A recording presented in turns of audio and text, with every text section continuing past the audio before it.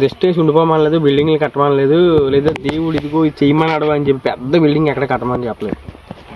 మనం మన పని మనం చేసుకుంటూ పోవాలి అని అంటే సువార్త చెప్పుకుంటూ వెళ్ళిపోయారు. ఆ టైంలో అది అందుబాటులో ఉన్నది. అంతమంది విత్తనం చిన్నది, అప్పుడు విత్తనం ఇంకా ఎదగలేదు. విత్తనాలు చాలా అప్పుడప్పుడే ఎదుగుతున్నాయి. ఏది యేసుప్రభు ఫస్ట్ విత్తనం, ఆ తర్వాత ఈ శిష్యులు, అప్పుడు తక్కువ మంది ఉన్నారు దేవుడు వేసిన విత్తనాలు.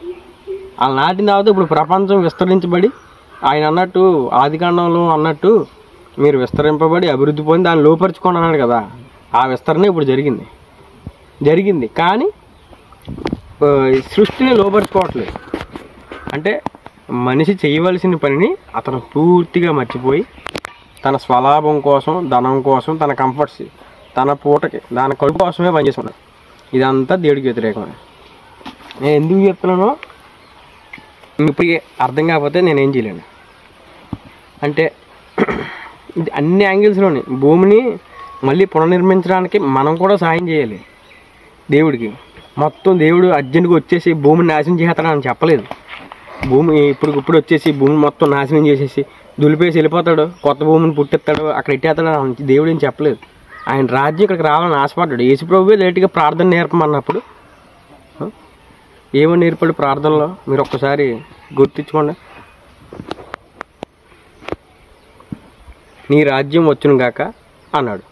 నీ చిత్తం పరలోకంలో జరిగినట్లు ఈ భూమి అందు కూడా జరగాలి అన్నాడు. ఆయన ఆశపడుతున్నాడు, అలాగా దేవుడే ఆశపడుతున్నాడు భూమి మీద జరగాలి ఆయన రాజ్యం అని. అంటే దేవుడు పరిపాలించే ఆ పరిపాలన అనేది భూమి మీద జరగాలని ఆయన ఆశపడుతున్నాడు. ఆయన పరిపాలించడం ఎలా పరిపాలిస్తాడండి? నిన్ను ఎక్కువ కానీ నన్ను తక్కువ కానీ చేస్తాడా? లేదు కదా. అంటే ధనవంతుడికి ఒకలాగా దరిద్రుడికి ఒకలాగా చెప్తాడా? లేదు. ఎందుకు అని అంటే ఆయన ఇంకో ఎగ్జాంపుల్ చెప్పాడు. లోకం అంతా సంపాదించిన వ్యక్తి తన ఆత్మను కోల్పోతే తనకి ఏమీ ప్రయోజనము అని. దాని అర్థం నాకెలాగ అర్థం తెలుసా? బైబిల్ చదివినప్పుడు, ఇప్పుడు నేను ఒక్కనే ఉన్నాను అనుకోండి, స్వార్థపరుని అనుకోండి, ఈ భూమి అంతటిని కొనేసాను, ఈ భూమి అంతటిని కొనేసుకుని మిమ్మల్ని ఎక్కడి నుంచి వెళ్ళిపోను అన్నాను. ఈ ప్రపంచంలో ఉన్న ప్రతి మనుషుల్ని పొమ్మని చెప్పాను అనుకోండి, ఇక్కడ నుంచి ఏ గ్రహం మీదకి వెళ్ళిపోతారు? అదప్పుడు నేను స్వార్థపరుడు అవునా? ఇప్పుడు చెప్పండి, భూమి మీద జరిగేవన్నీ అన్యాయమే కాదు, అక్రమం కాదు. ఆఖరికి పాస్టర్లు కూడా, చర్చిలో బోధించే ప్లేస్లో ఉన్న వాళ్ళు కూడా, మరి వీళ్ళందరూనే ఏ లిస్టులో ఉంటారండి జడ్జిమెంట్ రోజు?